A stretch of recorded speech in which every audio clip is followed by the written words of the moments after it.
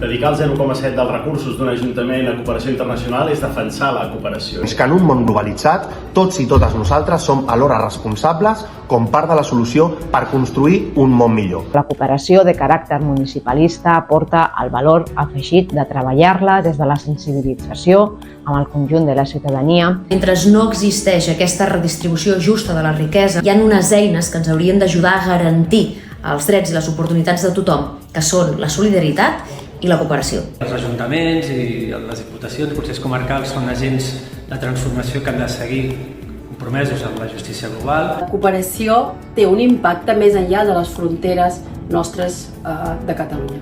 Defensem la cooperació internacional duta a terme des del món local.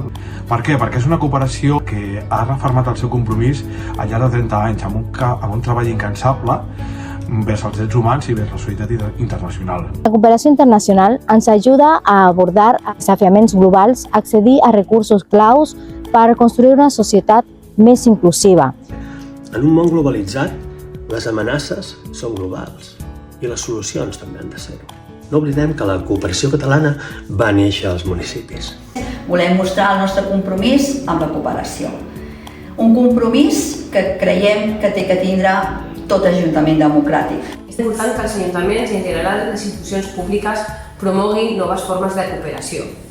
Tinguin que ser més col·laboratives, flexibles i integradores. La cooperació tècnica internacional pren sentit quan es fa des del món local i cap al món local.